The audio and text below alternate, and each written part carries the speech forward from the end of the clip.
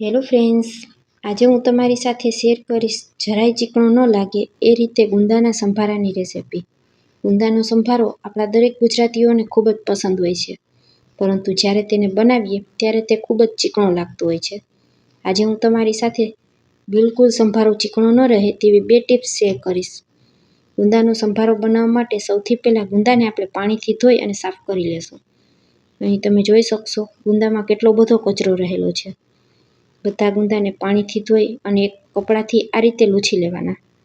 ગુંદાને એકદમ સરસ કોળા કરી અને પછી જ આપણે તેનો સંભારો બનાવવાનો છે, તો તેમાં જરા પણ પાણી બિલકુલ ન રહેવું જોઈએ. હવે એક એક કરી અને બધા ગુંદાને આ જ રીતે દાંડલીથી અલગ કરી લેશું. અને ત્યાર પછી ઉપર જે આ રીતે ટોપી જેવો ભાગ હોય તેને પણ આપણે અલગ કરી દેવાનો છે. બધા જ ગુંદામાંથી આ રીતે ટોપાનો ભાગ અલગ કરી લીધા પછી એક દસ્તો લઈ લેવાનો અને ગુંદાની ઉપર હળવા હાથે દસ્તાને 1 થી 2 વખત પછાડી અને આપણે તેને તોડી લેશું. ખૂબ જ સરળતાથી આ રીતે ગુંદુ તૂટી જશે. ત્યાર પછી એક વાટકીમાં મીઠું લઈ અને છરીમાં થોડું મીઠું લગાવી લેવાનું અને છરીની મદદથી ગુંદામાંથી ઠળિયાને અલગ કરી લેશું. અહીં જે મેં મોટા ગુંદા હતા તેને શાક માટે અલગ કાઢી લીધા છે અને સંભારા માટે આ રીતે થોડા ઝીણા ગુંદાનો ઉપયોગ કરેલો છે. તમે ગુંદા ઝીણા કે મોટા કોઈ પણ લઈ શકો.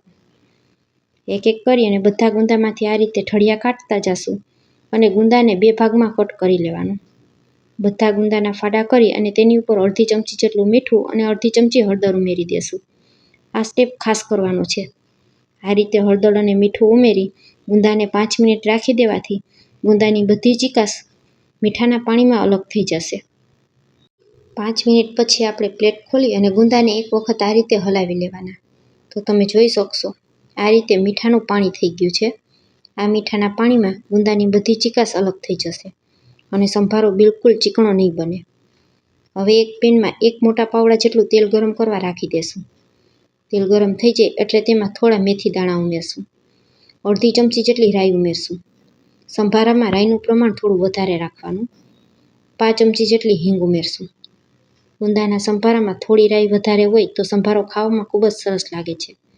અને ત્યાર પછી આપણા બધા ગુંદા તૈયાર કરેલા હતા તેને ઉમેરી દેશું અને જે પાણી છે તેને બિલકુલ ઉમેરવાનું નથી. ચમચાથી હલાવી અને સંભારાને એકદમ સરસ તેલ સાથે સાંતળાવા દેશું. આ સંભારાને ચડતા 10 મિનિટ જેવો સમય લાગે છે.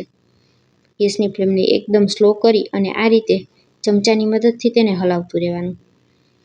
ઢાંકણ ઢાંકી અને 2 મિનિટ તેને થવા દેશું. 2 મિનિટ પછી ઢાંકણ ખોલી અને ફરી પાછું આપણે ગુંદાને આ રીતે હલાવી લેવાનું.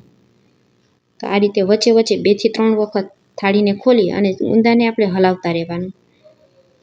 5 થી 7 મિનિટ જેવો સમય થઈ ગયો છે. ગુંદાને આ રીતે તોડીને ચેક કરીએ તો તે તૂટે છે, પરંતુ તેને થોડો વધારે સમય લાગે છે. તો આપણે ઢાંકણ ઢાંકી અને ફરી પાછું થોડી વાર માટે તેને ચડવા દેશું. તો ફરી પાછું થાળી ઢાંકી અને 5 મિનિટ સુધી મેં તેને થવા દીધું હતું. તો ટોટલ અહીં 10 મિનિટ જેવો સમય લાગેલો છે.